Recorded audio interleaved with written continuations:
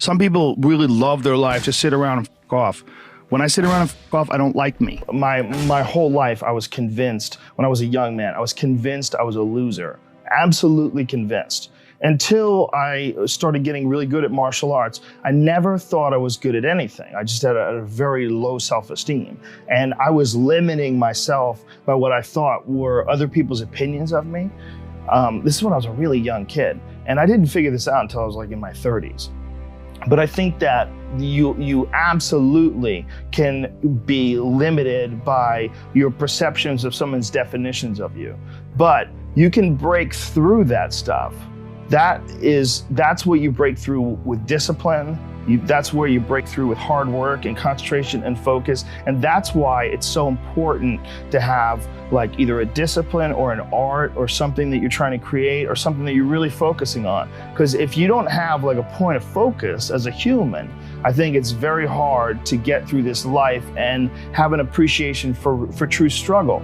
Because our physical struggle with what our bodies are designed for, the caveman of 10,000 plus years ago, our bodies are still designed for that. That physical struggle doesn't really manifest itself when you're sitting in front of a cubicle, in front of a computer on a cubicle in this unnatural position all day.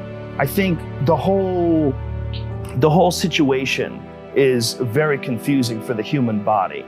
And we don't get the tests that we need in order to have what you would call personal sovereignty. So you gotta impose those tests on yourself. Your life would feel better and richer if you had a goal, you chase that goal, you accomplish some things, and you would get this boost of confidence, you get this boost of self-esteem, like whatever it is that you're into doing. Maybe you're into drawing comic books, maybe you're into making pottery or sculptures, but find whatever the that is and pursue that instead of doing nothing. Like the people that are doing nothing, doing something might be as simple as like that Alex Honnold guy.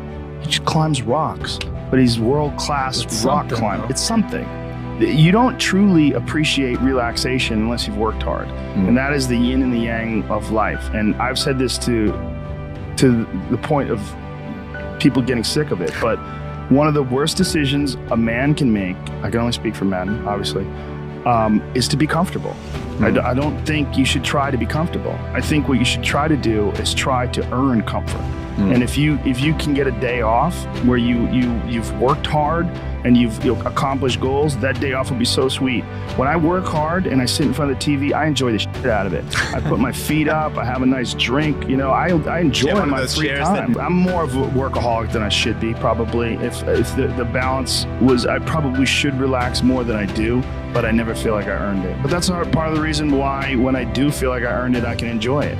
It's because I am more connected to the idea that I need to accomplish things, and it's not like for anybody else's benefit other than my own, or anybody else's approval other than my own. When I have a task, whether it's today I'm going to write 1,000 words, or 2,000 or whatever the number is. If I don't do that, I write things down. Like I'll write down a list of things that get accomplished that day, and if I don't accomplish that, I'll get sick. Like it'll drive me crazy. If I can't fill out that list, that drives me nuts, but that's what led me to be a championship level martial artist. That's what led me to achieve it's the reinforcement of those goals, like understanding that you can achieve those goals. It's going to be difficult. You're going to push through the difficulty, and then you're going to understand what difficulty truly is and how much of it is just mental, how much of it is just in your mind, this adversity to difficult task or to struggle. And a lot of people have that. They're scared. They're scared of complications. They're scared of failure. Failure is a big one that people are afraid of, but failure is one of the most important things you could ever have as far as like the motivation to do things differently. One of the reasons why I think that I'm good at friendships and relationships is because I've failed at them in the past. One of the things that I'm good at comedy is because I've bombed on stage.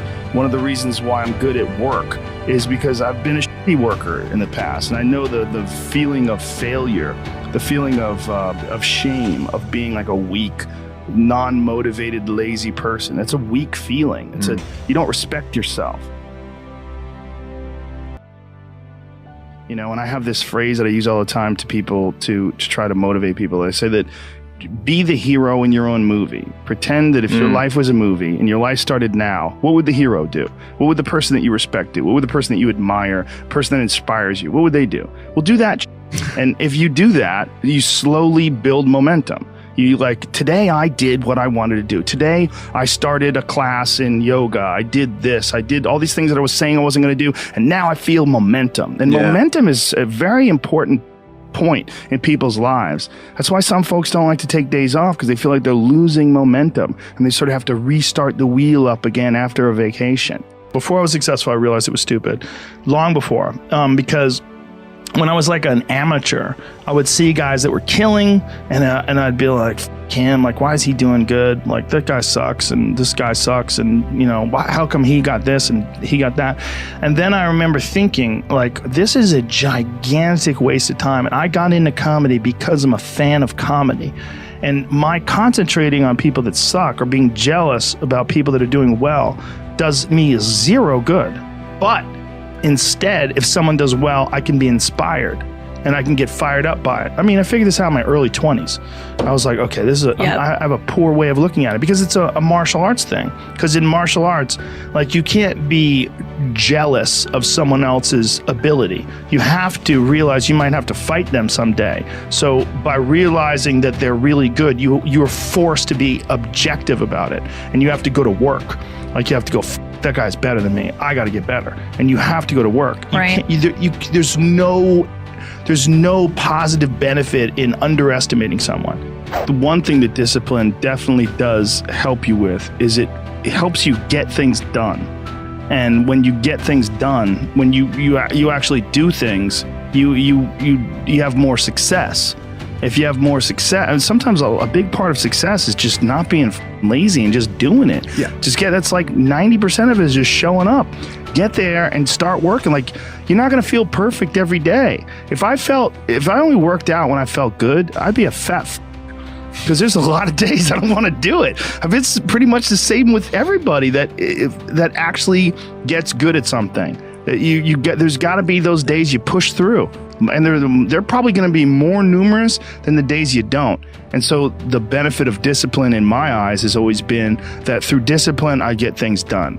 I always say that I'm like the most lazy, disciplined person I know, because I don't want to do it. Yeah. But I always do. A bunch of people that will say, yeah, well, I have a family, so, it's a great idea for you to just go out there and go crazy. I have people to support. You need to listen. Stop saying that. Stop saying any of those things. Every single person who has ever done anything worthwhile or exceptional or difficult or extraordinary, anyone, whether it's great artists or authors or mathematicians or whatever it is, everyone encounters difficulties. There is no easy road. It does not exist. It is impossible. Everyone has issues. If you have time to pursue a hobby, if you have time to do anything in your life, you can better yourself. And here's one way you never better yourself. When you come up with excuses for why other people are successful and you're not, that is dangerous. When you give yourself an escape, yeah, well, that's easy for you to say, you do this, you do. Trust me, everybody has a hard road. I wanted to jump out a window several times during my young life. I wanted to jump in front of a train, just ended because it's too much pressure. Not really, but you know what I'm saying, theoretically. We all go through hard times. We all go through depression. We all go through doubt and then moments in your life where it's really difficult and you're trying to figure out what your path is going to be. It's hard as shit. But Stefan and I were talking about this before the podcast starts, that is what makes you a person. And those difficult moments are what build your character. Show me a great man who's the son of a great man. That's what we're saying. These kids that are born billionaires, you're never going to be a self-made person. You have a backup trust for your backup trust for your trust. And you're man. The most important thing is always for all people to recognize that you're not who you were a year ago. You're not who you were 5 years ago. You're not who you were last week. You're who you are now. And this is the only you have control over.